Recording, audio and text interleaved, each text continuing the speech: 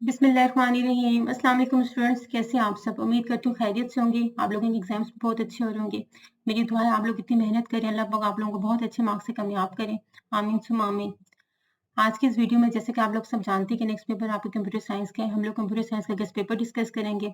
इससे previous 2 videos जो मैंने अपलोड किए हैं अपने चैनल के ऊपर, सेक्शन ए और सेक्शन बी, जिसमें मैंने एमसीक्यूज के बारे में डिटेल से बताया कि कौन से टॉपिक से आपसे एमसीक्यू को उस पेपर में आ सकता है। इसी तरह से मैंने जो दूसरी वीडियोस में मैंने बताया गया कि शॉर्ट क्वेश्चंस में से किस किस टॉपिक्स में से आपसे शॉर्ट क्वेश्चन पूछा जाएगा। ठीक है, तो वो दोनों वीडियोस भी मेरी आप जाके देख लें मेरे चैनल पे। यहाँ अभी जो इस वीडियो में हम लोग सेक्शन सी को डिस्कस करेंगे। सेक्शन सी जो कि आपके लॉन्ग क्वेश्चन के ऊपर होगा कि लॉन्ग क्वेश्चन आपके कौन से यूनिट के किस टॉपिक से लॉन्ग क्वेश्चन आपके पेपर में आ सकता है। इसके लिए हम लोग मॉडल पेपर से ही हेल्प लेंगे। अच्छा, क्वेश्चन नंबर 3 क्या है, जो कि आपका लॉन्ग क्वेश्चन है। फर्स्ट क्वेश्चन है, इसका जो फर्स्ट पार्ट है, differentiate between natural and artificial system with brief explanation of one example of each system. Unit 1 से ये क्वेश्चन पूछा जा रहा है। ठीक है, जो कंप्यूटर सिस्टम है, नेचुरल एंड आर्टिफिशियल सिस्टम। ठीक है, ये उस टॉपिक से क्वेश्चन आया है। अब यहाँ पे एक चीज नोट करें कि यूनिट 1 जो है, मैंने पहले भी बताया कि बहुत ज्यादा इंपॉर्टेंट है। यूनिट 1 के ऊपर जो है वो, एक तो ये सबसे लेंथी यूनिट है आपकी पूरी बुक का। ठीक है, समझे, आधी से थोड़ी सी मतलब जो कम बुक जो है वो यूनिट 1 के ऊपर बनाई गई है, बाकी जो है वो आधी बुक जो बाकी यूनिट्स के ऊपर बनाई गई है। ठीक है, तो यूनिट 1 के ऊपर जो कंप्यूटर सिस्टम्स जो है वो पूरा जो कंप्यूटर सिस्टम है, ठीक है, वो सारा का सारा इस यूनिट के ऊपर कवर हो रहा है। तो यूनिट 1 बहुत इंपॉर्टेंट है। इसमें एमसीक्यूज में भी बहुत सारे जो है वो एमसीक्यूज यूनिट 1 से आएंगे। एमसीक्यूज तो आई थिंक 2 एमसीक्यूज हैं वो यूनिट 1 से आ रहे हैं। ठीक है, लेकिन जो शॉर्ट क्वेश्चंस है वो काफी सारे जो वो यूनिट 1 से शॉर्ट क्वेश्चंस आएंगे। ठीक है, ये लाजमी बात है, यूनिट 1 से काफी शॉर्ट क्वेश्चंस आएंगे। अब यूनिट जो शॉर्ट क्वेश्चन है वो काफी आएंगे यूनिट 1 से। लॉन्ग क्वेश्चन में अब जो फर्स्ट क्वेश्चन है, ये कंफर्म है कि जो फर्स्ट क्वेश्चन है, जो क्वेश्चन नंबर 3 होगा, उसका जो फर्स्ट पार्ट है वो लाजमी बात है यूनिट 1 से ही आएगा। अब यूनिट 1 का कौन सा इंपॉर्टेंट टॉपिक है, अब यहाँ पे देखा जाए तो नेचुरल एंड आर्टिफिशियल सिस्टम के टॉपिक के ऊपर से ये क्वेश्चन आया है। तो लाजमी बात नहीं कि नेचुरल एंड आर्टिफिशियल सिस्टम से ही आएगा। हो सकता है आप लोगों का बसेस का कोई क्वेश्चन पूछा जाए, हो सकता है आपको टोपोलॉजीज का किसी टॉपिक से क्वेश्चन आ जाए, हो सकता है कि नेटवर्क आर्किटेक्चर के किसी टॉपिक से क्वेश्चन आ जाए, हो सकता है ट्रांसमिशन मोड जो है, ठीक है, ये ट्रांसमिशन जो मीडियम्स हैं उनमें से कोई क्वेश्चन आ जाए। ठीक है, फिर local area wide area networks जो है, ठीक है, नेटवर्क्स जो आपकी हैं उसमें से कोई क्वेश्चन आ जाए। तो कहने का मकसद ये कि यूनिट 1 के जो वो सारे टॉपिक बहुत ज्यादा इंपॉर्टेंट है। हर टॉपिक में से शॉर्ट क्वेश्चन में से भी कोई ना कोई क्वेश्चन आ रहा है, लॉन्ग में से भी आ रहे हैं, इसी तरह से एमसीक्यू से भी आ रहे हैं। ठीक है, तो आपने यूनिट 1 को डिटेल से स्टडी करना है, एक्सरसाइज को सिर्फ फॉलो नहीं करना, क्योंकि एक्सरसाइज में बहुत ही कम चीजें जो वो कवर की गई है यूनिट की। असल जो मेन चीजें वो यूनिट के अंदर है। ठीक है, वो ऐसा ही जो मॉडल है बहुत इंपॉर्टेंट है, जिसके ऊपर 7 लेयर्स हैं। ठीक है, वो आपने अच्छे से पढ़ लेना है। तो मैं आपको आगे जो है वो मैं बता दूंगी कि कौन कौन से टॉपिक इंपॉर्टेंट है, उन टॉपिक को आपने अच्छे से पढ़ना है। उन्हीं टॉपिक में से क्वेश्चन नंबर 3 का फर्स्ट क्वेश्चन आएगा। ठीक है, तो यहाँ पे जो नेचुरल आर्टिफिशियल सिस्टम का पूछा गया है, ठीक है, साथ आपने एग्जाम्पल भी बतानी है। आपने इसी तरह से डिफरेंस बताना है, बीच में आपने लाइन लगा के एक तरफ नेचुरल सिस्टम लिखना है, दूसरी तरफ आर्टिफिशियल। ठीक है, इसके बारे में आपने 2 से 3 जितने पॉइंट आपको आते हैं आप लिख दे, साथ एग्जाम्पल लास्ट में दें। ठीक है, इसी तरह से क्वेश्चन नंबर 3 का जो सेकंड पार्ट है, ये यूनिट 5 से आ रहा है। ठीक है, application of computer science. Computer science की जो है आपने एप्लीकेशन जो है वो जो यूनिट है उसमें से ही क्वेश्चन आएगा। अब क्वेश्चन के what is machine learning and AI. Machine learning क्या और एआई क्या है। ठीक है, बहुत इंपॉर्टेंट है एआई का टॉपिक, मशीन लर्निंग का टॉपिक। ठीक है, इसके अलावा difference between machine learning and AI. पहले तो आपने बताना है मशीन लर्निंग और एआई क्या, इनकी छोटी सी आपने डेफिनेशन जो है वो आपने लिख देनी है, फिर आपने इनका डिफरेंस बताना है। डिफरेंस आपने सेम इसी तरह से लाइन लगा के बता देना है। ठीक है, क्योंकि ये 2 और 3 मार्क्स का है, मतलब जो मशीन लर्निंग और एआई की जो डेफिनेशन है वो आपने एक एक लाइन में आपने लिख देनी है, जो कि 2 मार्क्स की होंगी, और डिफरेंस जो है वो 3 मार्क्स के, इसका मतलब आपने 3 पॉइंट लाजमी लिखने हैं। ठीक है, डिफरेंस के ऊपर तो आपने ये 3 पॉइंट लिख लेने हैं। अब यहाँ पे देखें कि सेकंड जो क्वेश्चन नंबर, जो लॉन्ग क्वेश्चन का जो फर्स्ट क्वेश्चन का जो सेकंड पार्ट है, ये लाजमी बात है यूनिट 5 से ही आएगा। ठीक है, तो आप अगर चाहते हैं फर्स्ट क्वेश्चन आप इजीली जो है उसको कोई सा एक पार्ट आप इजीली पेपर में सॉल्व कर ले, तो इसके लिए जरूरी है कि या तो आप यूनिट 1 को अच्छे से प्रिपेयर करें, या फिर आप यूनिट 5 को अच्छे से प्रिपेयर करें। दोनों में से कोई एक यूनिट प्रिपेयर होगा आपको अच्छे से, तो ही आप जो है वो क्वेश्चन नंबर जो 1 है उसका एक पार्ट आप अटेम्प्ट कर सकेंगे। ठीक है, तो अब टॉपिक कौन से इंपॉर्टेंट है वो मैं आपको आगे जाके बताती हूँ। क्वेश्चन नंबर 4 का जो फर्स्ट पार्ट है, अब देखेंगे यूनिट 2 से आया हुआ है। ठीक हो गया। अभी क्वेश्चन नंबर 4 अगर आप चाहते हैं कि आप अटेम्प्ट कर सकें तो आपने यूनिट 2 जो है वो लाजमी तैयार करना है। यूनिट 2 के ऊपर अब देखा जाए तो ये फ्लो चार्ट है, ठीक है। फ्लो चार्ट है, इस फ्लो चार्ट के बेसिक्स आपको रूल्स पता होने चाहिए कि फ्लो चार्ट में जब भी स्टार्ट किया जाता है तो हमेशा इसकी जो किस शेप में आप डालते हैं इसको, ओवल शेप, ठीक है। ओवल शेप के ऊपर आप स्टार्ट लिखते हैं, ठीक है। स्टार्टिंग हमेशा इस तरह से होती है, ठीक है। फिर जो आप ये देख सकते हैं पैरेललोग्राम की शेप है, ठीक है। पैरेललोग्राम के अंदर जो है वो आप इनपुट देते हैं, ठीक है। जैसे कि यहाँ पे आप क्या इनपुट दे रहे हैं, रीड नंबर, ठीक है। आप नंबर जो वो रीड करवा रहे हैं। अच्छा, पहले हम क्वेश्चन को पढ़ लेते हैं। Draw flow chart that read a number and print whether it is negative, positive और जीरो। कह रहा आपने एक फ्लो चार्ट ड्रॉ करना है जिसमें आपने नंबर को रीड करना है और फिर बताना है, उसको प्रिंट करवाना है कि आया वो नेगेटिव नंबर है, पॉजिटिव नंबर है या जीरो नंबर है, ठीक है।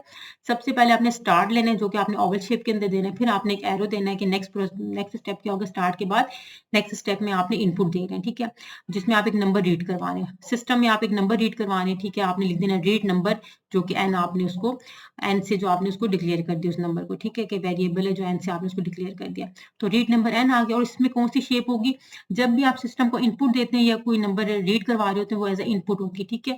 तो इनपुट और आउटपुट के लिए हमेशा कौन सा आप यूज करते हैं सिंबल, ये वाला पैरेललोग्राम का सिंबल जो है वो इनपुट और आउटपुट के लिए यूज किया जाता है। स्टार्टिंग एंड एंडिंग के लिए आप हमेशा ओवल शेप यूज करते हैं, ठीक है।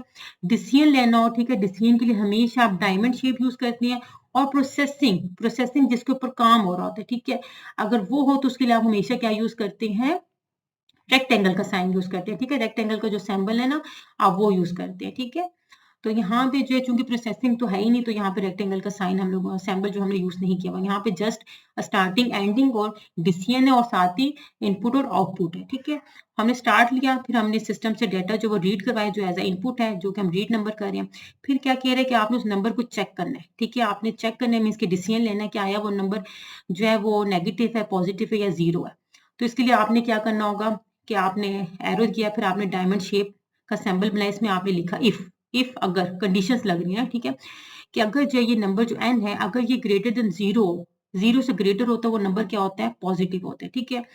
तो हम लोग क्या करें, अगर वो ये नंबर जो है सिस्टम से आपने रीड करना है, ठीक है, अगर वो नंबर जीरो से बड़ा है तो आपने क्या कहना है कि वो पॉजिटिव है। आपने यस पे आपने मीन्स कि अगर वो जीरो से बड़ा है, अगर हाँ यस, अगर हाँ बड़ा है तो फिर क्या प्रिंट हो जाए, पॉजिटिव, ठीक है।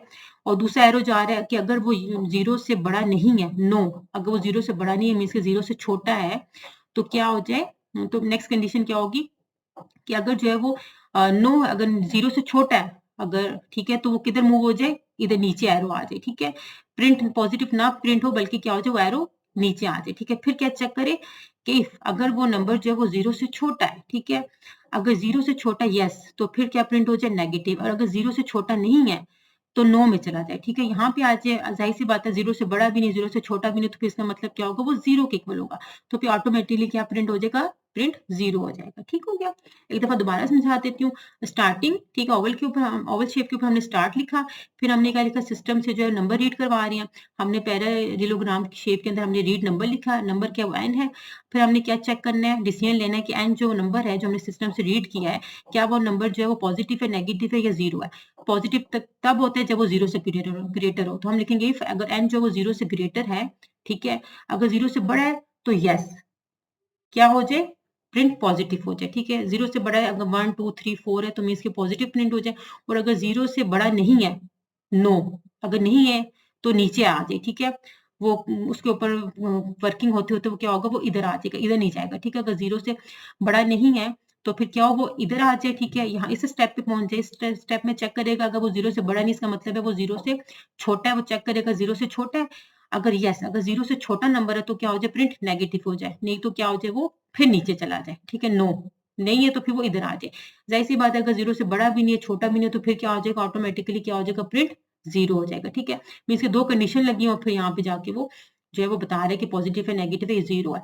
फिर क्या हो जाए, इन तीनों स्टेप्स, क्योंकि अगर पॉजिटिव है तो यहीं पे एंड हो जाएगा, ठीक है, और अगर नेगेटिव है तो यहाँ एंड हो जाएगा, नहीं तो अगर जीरो तो यहाँ एंड हो जाएगा। तो तीनों स्टेप्स को देखते हुए आपने जो है वो आखिर में एंड हो जाएगा, ठीक हो गया। तो आपने तीनों के साथ मिला के आपने लाइन एंड लिख लेना है, ठीक है। सपोज करें अगर यहाँ पे पूछा जाता है कि नंबर जो है, जैसे यहाँ पे पूछा जा रहा है कि नेगेटिव, पॉजिटिव या जीरो है। अगर सपोज करें पूछा जाए नंबर ऑड है या इवन है, ठीक है, तो आप तब कैसे लिखेंगे, ये जो फ्लो चार्ट है तब कैसे बनाएंगे। सेम आपने ऐसे स्टार्ट लिखना है, रीड नंबर लिखना है, फिर आपने लिखना है इफ एन जो है वो मल्टीप्लाई बाय जो है वो डिवाइडिंग बाय 2 है, ठीक है। अगर नंबर जो वो 2 से डिवाइड हो रहा है, ठीक है, डिवाइडिंग बाय 2 है, इसका मतलब अगर नंबर जो वो 2 से डिवाइड हो रहा है तो वो एक इवन नंबर है, तो प्रिंट इवन हो जाए। और अगर 2 से डिवाइड नहीं हो रहा, 9 में जहाँ पे जाना है कि अगर 2 से डिवाइड नहीं हो रहा तो वो एक ऑड नंबर है, ठीक हो गया। तो इस तरह से कोई भी घुमा फिर आके आपसे पूछी जा सकती है प्रॉब्लम, आपने जस्ट उसका जो फ्लो चार्ट डिजाइन करना है, फ्लो चार्ट के लिए आपको बेसिकली सिंबल्स पता हो, ठीक है। अगर सपोज करें यहाँ पे पूछा जाता है कि एक दो नंबर है आपके पास ए और बी, ठीक है, आपने एज अ इनपुट लेने दो नंबर ए और बी, फिर आपने उनको प्लस करना है और फिर प्लस करने के बाद जो रिजल्ट है वो आपने आउटपुट में डिस्प्ले करवाना है। अब उसके लिए कैसे फ्लो चार्ट बनेगा, सबसे पहले स्टार्ट करना है, फिर आपने यहाँ पे जो इनपुट के अंदर आपने दो नंबर लिखने सपोज करें A equal to 5 B equal to 6, ये दो आपने नंबर लिख दिए, A equal to 5 B equal to 6, ये आपका पैरेललोग्राम के ऊपर एज अ इनपुट आ जाएगी। फिर अब आपने उसके ऊपर प्रोसेसिंग करनी है। अब क्या करना है, आपने दोनों नंबर को ऐड करना है, ठीक है, ऐड करना है मीन्स प्रोसेसिंग करें, काम करें। अब प्रोसेसिंग के लिए डायमंड का वेरिएबल सैंपल यूज नहीं होगा, बल्कि क्या होगा जो मैंने आपको बताया है रेक्टेंगल का, ठीक है, रेक्टेंगल आपका जो सिंबल है वो यूज होगा, ठीक है। वो जो स्क्वायर की तरह का ही होता है, ठीक है, दो साइड्स इक्वल होती हैं, दो साइड्स इक्वल होती है, रेक्टेंगल का जो साइन होता है, ठीक है, ये तो थोड़ा सा टेढ़ा है ना, इसको पैरेललोग्राम कहते हैं।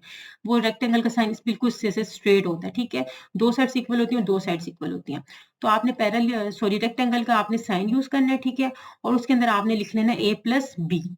प्रोसेसिंग करें कि दो वेरिएबल्स ए और बी, ए की वैल्यू 5 है, बी की जो है वो 2 है, उन दोनों को आपने ऐड करना है। तो आप लिखेंगे रेक्टेंगल साइन के अंदर लिखेंगे ए प्लस बी, ए प्लस बी के जो आंसर आएगा, ठीक है, फॉर एग्जांपल अगर 10 आते तो फिर आपने आउटपुट में आपने क्या कर देना, यहाँ पे आउटपुट के लिए फिर आप पैरेललोग्राम का सिंबल यूज करेंगे, फिर आपने आउटपुट में लिख देंगे 15 और फिर एंड हो जाएगा, ठीक है। तो बेसिकली जब आपका इस तरह का फ्लो चार्ट है जिसमें प्रोसेसिंग करनी है तो आपने अपने सिंबल्स को बहुत फोकस करना है, ठीक है। और अगर पूरी प्रोसेसिंग वाला ना हो, जैसे कि ये देखें, ये बगैर प्रोसेसिंग के जस्ट आपने इनपुट दिया है, उसको चेक किया, फिर आपने आंसर दे दिया। अच्छा, नेक्स्ट क्वेश्चन देख लेते हैं। अच्छा देखिए, यूनिट 4 जो क्वेश्चन नंबर 4 है, इसका जो फर्स्ट क्वेश्चन है यूनिट 2 से आया हुआ है। लाजमी बात है आपका भी जो लॉन्ग क्वेश्चन का क्वेश्चन नंबर 4 का जो फर्स्ट क्वेश्चन होगा, ठीक है, फर्स्ट जो पार्ट होगा क्वेश्चन नंबर 4 का, वो लाजमी बात है कि यूनिट 2 ही से आएगा, यूनिट 2 का फ्लो चार्ट से वो क्वेश्चन आएगा। तो आपको फ्लो चार्ट अच्छे से आने चाहिए, ठीक है, हर तरह का फ्लो चार्ट आप बना सकें। नेक्स्ट है क्वेश्चन नंबर 4 का जो सेकंड पार्ट है, ये यूनिट 3 से आ रहा है, जावास्क्रिप्ट का फंक्शन है, ठीक है, जावास्क्रिप्ट के टॉपिक से आ रहा है। यहाँ पे देखिए जावास्क्रिप्ट का फंक्शन है, मैंने आपको पहले भी बोला, आपने जावास्क्रिप्ट को अच्छे से पढ़ लेना है। जावास्क्रिप्ट के जो है टॉपिक से लाजमी जो शॉर्ट में भी क्वेश्चन आएंगे, ठीक है, एमसीक्यूज भी जो है आएगा, इसी तरह से लॉन्ग क्वेश्चन भी आएगा, ठीक है। अब लॉन्ग क्वेश्चन में जो है फंक्शन कैलकुलेट ग्रेड, आपने जावास्क्रिप्ट का एक फंक्शन है, ठीक है, उसको कह रहा है आपने लिखना है, जिसमें आपने that takes marks of a student as input and return grade based on the following grading system. जिसमें आपने क्या करना है, स्टूडेंट के मार्क्स लेने एज ए इनपुट के तौर पे, फिर आपने जो है स्टूडेंट के ग्रेडिंग सिस्टम को जो आपने वहाँ पे जो है वो बताना है, ठीक है। अगर मार्क्स जो है वो ग्रेटर देन 90 है या इक्वल टू 90 है, 90 से बराबर इक्वल या 90 से ग्रेटर है तो ए उसके जो ग्रेड आएगा। इसी तरह से अगर 70 और 89 के बीच में मार्क्स हैं तो बी ग्रेड आएगा, और सी ग्रेड तब आएगा जब 50 और 69 के बीच में मार्क्स हैं, और एफ ग्रेड तब आएगा जब बिलो 50 है, ठीक है। तो आपने एक फंक्शन बनाना है जावास्क्रिप्ट के अंदर। अब कैसे करेंगे हम लोग इसको, क्योंकि हम फंक्शन बनाने जा रहे हैं तो आपने लिखना है फंक्शन कैलकुलेट ग्रेड। किस चीज का फंक्शन बनाना है, कैलकुलेट ग्रेड का।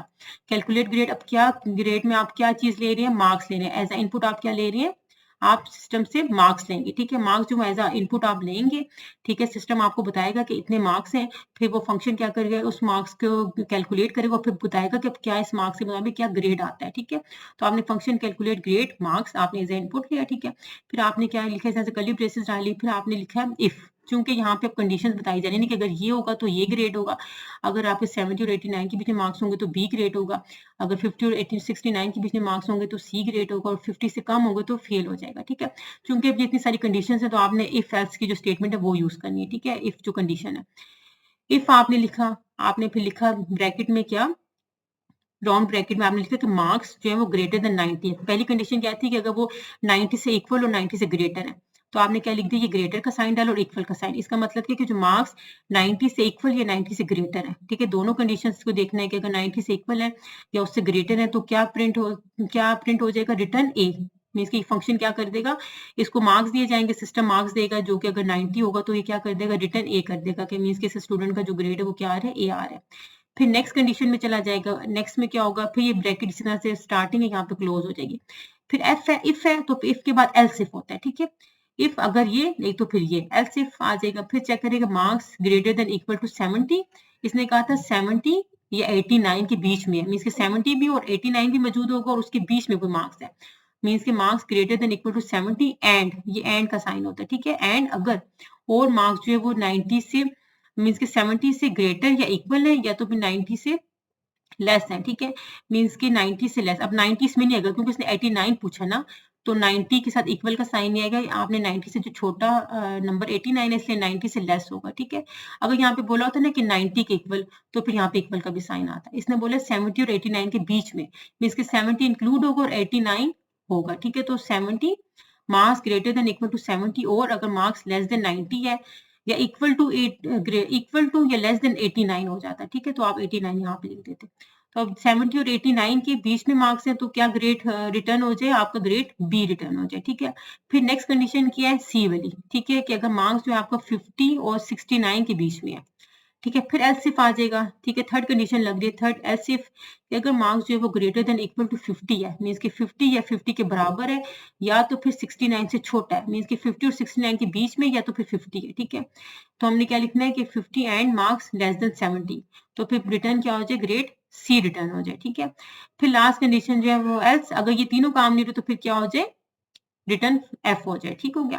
पहले में आपने इफ लिखना है, एल्स इफ और आखिर में आपने एल्स कह देना है, ठीक है। अगर ये सारे काम नहीं हो तो फिर क्या हो जाए, रिटर्न एफ हो जाए। फिर यहाँ पे ये भी क्लोज हो जाए क्योंकि ये जो इस फंक्शन की जो हमने ब्रैकेट थी यहाँ पे ये क्लोज हो जाएगी, ठीक है। तो ये बेसिकली जावास्क्रिप्ट का एक फंक्शन है।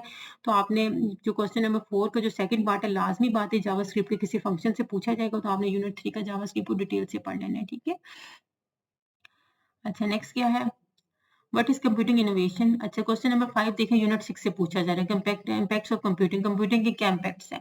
कंप्यूटिंग क्या आपको पता है कि अगर हम देखा जाए तो हम लोग ऑनलाइन जो प्लेटफॉर्म यूज कर रहे हैं, ठीक है, फेसबुक हो गया, इंस्टाग्राम हो गया, ट्विटर हो गया, ठीक है, मैसेंजर्स हो गया, या जो भी है आपकी ये सब जितनी भी हम लोग यूज कर रहे हैं, ठीक है, व्हाट्सएप हो गया, आप इसके ऊपर जो है वो क्या इम्पैक्ट पड़ते हैं, ठीक है। इसके बहुत से बेनिफिट भी हैं, ठीक है, हार्मफुल भी इफेक्ट है इसके, नेगेटिव भी हैं, ठीक है, और इसके जो पॉजिटिव इफेक्ट भी बहुत ज़्यादा सोसाइटी के ऊपर पड़ रहे हैं। तो आपने इसको टॉपिक को डिटेल से पढ़ लेना है, कंप्यूटिंग इनोवेशन क्या होती है, ठीक है, इसके बारे में आपने पहले बताना है। फिर आपने बताना है कि उसका हार्मफुल इफेक्ट क्या है सोसाइटी के ऊपर, ठीक है। फिर आपने बता देना सारा इसका इफेक्ट क्या सोसाइटी के ऊपर, ठीक है। तो कहने का मकसद ये है कि जो क्वेश्चन नंबर 5 है यूनिट 6 से आएगा, लाजमी बात है, और जो इम्पैक्ट ऑफ कंप्यूटिंग के जो कंप्यूटिंग इनोवेशन का जो टॉपिक है, ठीक है, जिसमें हार्मफुल इफेक्ट जो है कंप्यूटिंग के, हार्मफुल इफेक्ट या उसके जो भी बेनिफिट हैं उसमें से लाजमी पूछा जाएगा। तो आपने क्वेश्चन नंबर 5 के लिए आपने यूनिट 6 को प्रिपेयर कर लेना है, ठीक है। इसी तरह से इसका जो सेकेंड पार्ट है क्वेश्चन नंबर 6 का जो सेकंड पार्ट है यूनिट 4 से आ रहा है। यूनिट 4 से फिर मैं आपको बता रही हूँ कि डेटा टाइप्स का बहुत इंपॉर्टेंट क्वेश्चन है। देखिए यहाँ पे अब इन्होंने पूछा कि what is big data, big data क्या है, आपने इसको अच्छे से पढ़ लेना है। फिर आपने एप्लीकेशंस बतानी है कि हेल्थ केयर एंड मैन्युफैक्चरिंग के ऊपर बिग डाटा की क्या क्या एप्लीकेशंस है, ठीक है, कि बिग डाटा वहाँ पे किस तरह से अप्लाई हो रहा है। इस टॉपिक को आपने अच्छे से पढ़ लेना है, ठीक है। डाटा की जो है यूनिट 4 में डाटा का जो टॉपिक है, क्वेश्चन नंबर 6 देखें फिर यूनिट 3 से आ रहा है। अब यहाँ से अंदाजा लगाएं कि यूनिट 3 कितना इंपॉर्टेंट है, इसमें अच्छे खासे क्वेश्चन आ रहे हैं। यूनिट 3 और यूनिट 1 तो बहुत इंपॉर्टेंट है यूनिट, ठीक है। अब यूनिट 6 क्वेश्चन नंबर 6 जो यूनिट 3 से आ रहे हैं, इसमें देखें प्रोग्रामिंग का HTML का कि आपने एक वेब पेज क्रिएट करना है, स्टैटिक वेब पेज है। इसमें आपने क्या क्या चीज़ें करनी है, ए में देखा जाए तो आपने एक सूटेबल हेडिंग, आपने पेज के ऊपर आपने एक हेडिंग देनी है, ठीक है, ऐड करवानी है।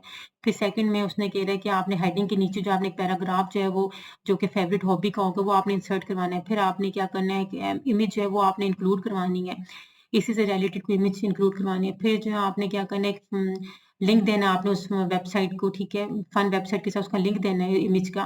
फिर आपने क्या करना है, लास्ट में आपने बैकग्राउंड दे देना है पेज को, ठीक है, पेज के जो है वो आपने CSS बना लेंगे, ठीक है। अब वन बाय वन हम पांचों के पांचों फंक्शंस को देख लेते हैं कैसे आपने परफॉर्म करना है। सबसे पहले आपको मैं बता रही हूँ कि HTML का पेज बनाने जाने तो आपने डॉक टाइप HTML लाजमी लिखना है, ये इसका बेसिक स्ट्रक्चर है HTML का, ठीक है।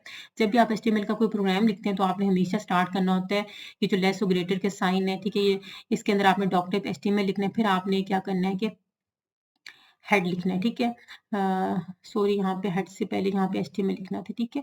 यहाँ पे आपने HTML का टैग, अच्छा ये आपने लिखा हुआ है, ये इनफ है, ठीक है। फिर आपने हेड लिख लेना है। हेड के अंदर आपने क्या बताना है, टाइटल। टाइटल क्या, माय फेवरेट हॉबी, क्या जो आप पेज बनाने जा रहे हैं किस चीज़ का पेज बना रहे हैं, माय फेवरेट हॉबी का, ठीक है।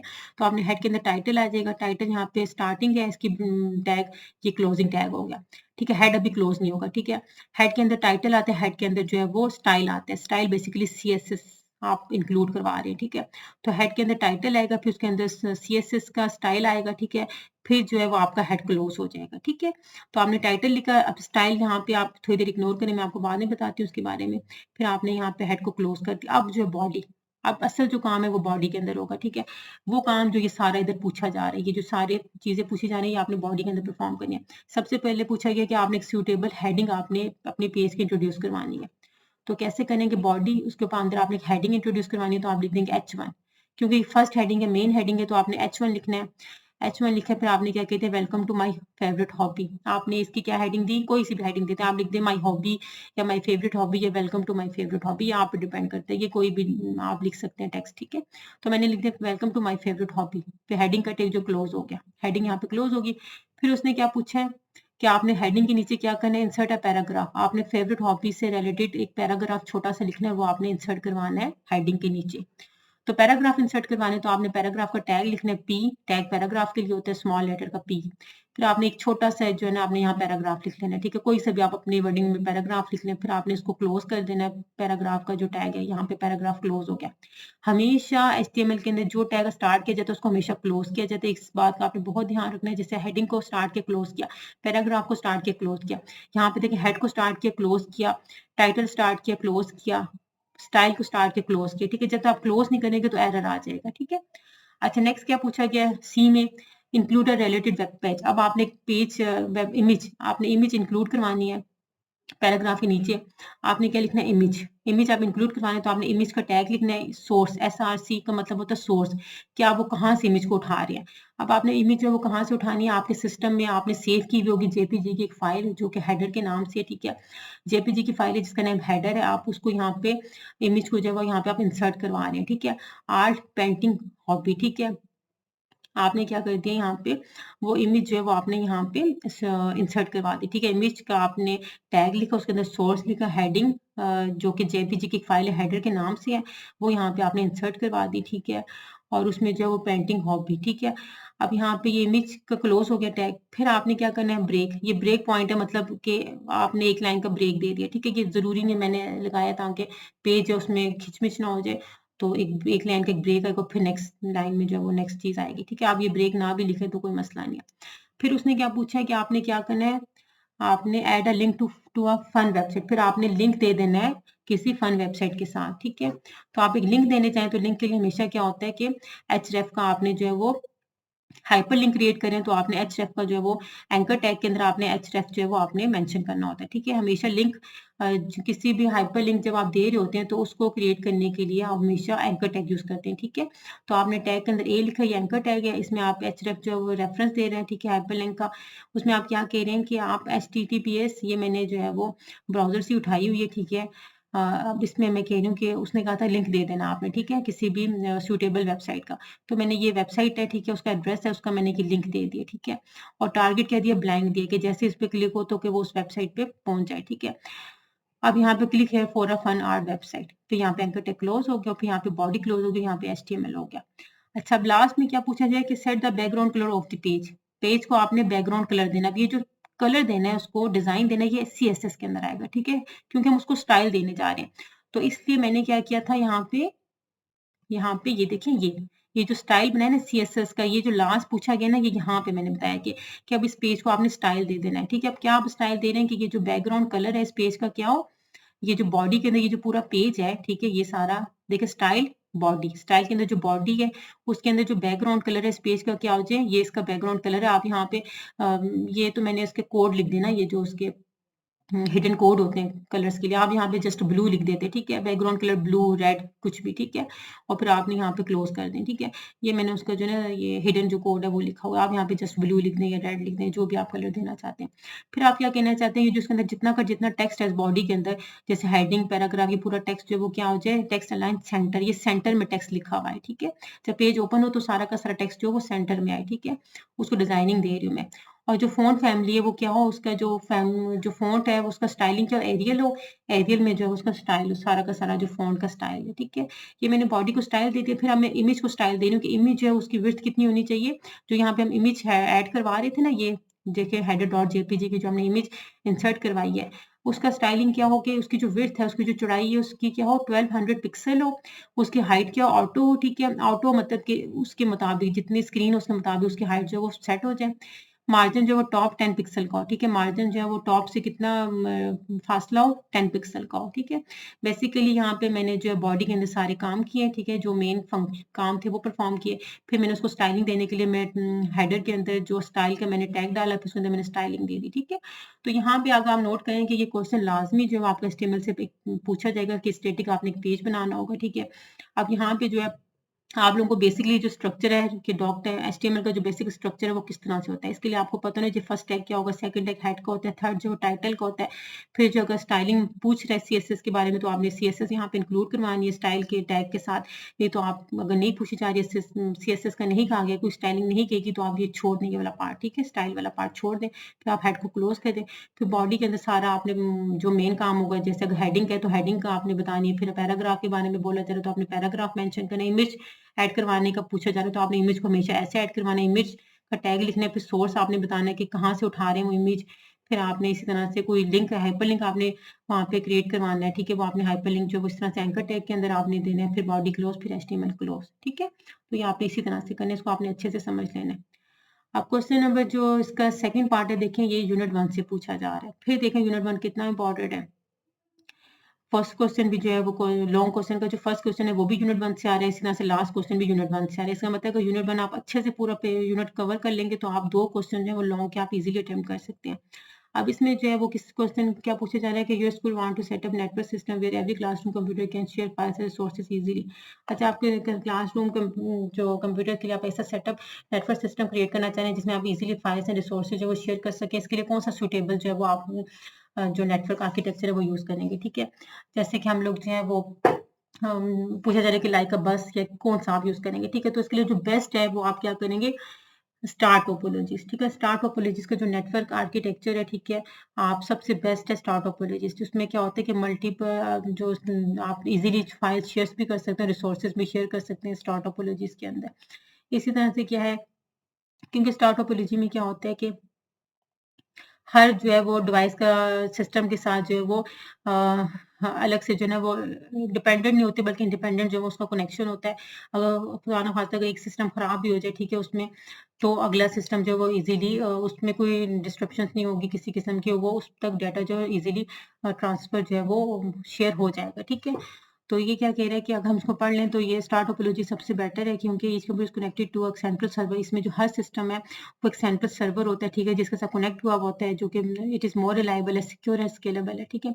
स्कूल नेटवर्क के लिए सबसे सूटेबल है। क्यों आबस टोपोलॉजी चूंकि वो इनएफिशिएंट होती है, ठीक है, और हार्डर टू मैनेज होती है, इसलिए ज़्यादा जो है सूटेबल के स्टार टोपोलॉजी है। इसके अलावा क्वेश्चन में मजीद जो पूछा जा रहा है कि आपने बताना है कि जो जितनी भी टोपोलॉजीज हैं उनको आपने कंपैरिजन करना है। सारी टोपोलॉजीज बस स्टार रिंग मैश आपने चारों टोपोलॉजीज को अच्छे से पढ़ना है, ठीक है। उसके आपने कंपैरिजन में सिक्योरिटी बताने की इनमें से कौन सी ज़्यादा सिक्योर है। जैसे बस टोपोलॉजी वो लेस सिक्योर है, स्टार टोपोलॉजी मोर सिक्योर है, सबसे ज़्यादा सिक्योर जो स्टार टोपोलॉजी है, ठीक है। क्योंकि इसमें अगर एक डिवाइस जो फेल हो जाती है तो बाकी डिवाइसेज जो है वो उससे अफेक्ट नहीं करती, ठीक है। जो बस टोपोलॉजी है क्योंकि इसमें मेन केबल अगर इसमें फेल हो जाए तो क्या होता है पूरा का पूरा सिस्टम जो अफेक्ट करता है, ये इतनी सिक्योर नहीं है।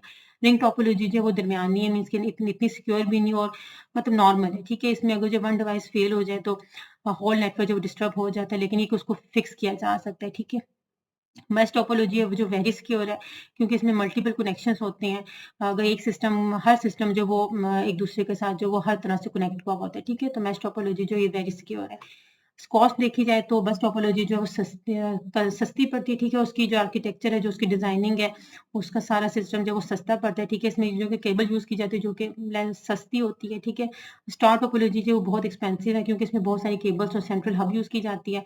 रिंग टोपोलॉजी जो है वो नॉर्मल है, ठीक है। इसमें जो है वो डिवाइसेस जो है वो एक सर्कुलर वे में कनेक्ट हुई हुई है एक दूसरे के साथ, तो इसमें केबल की जरूरत होती है। मैश टोपोलॉजी है जो सबसे ज़्यादा एक्सपेंसिव है क्योंकि इसमें बहुत सारी केबल्स, क्योंकि ये हर सिस्टम हर दूसरे सिस्टम के साथ जो है वो हर तरह से कनेक्ट हुआ होता है, तो इसमें काफ़ी केबल्स की ज़रूरत होती है, हार्डवेयर की ज़रूरत होती है, तो ये सबसे ज़्यादा एक्सपेंसिव है। इसी तरह से जो बस टोपोलॉजी का जो साइज़ है वो क्या है, स्मॉलर नेटवर्क होता है, मीन्स कि ये स्मॉल एरिया के लिए यूज़ की जाती है, ठीक है।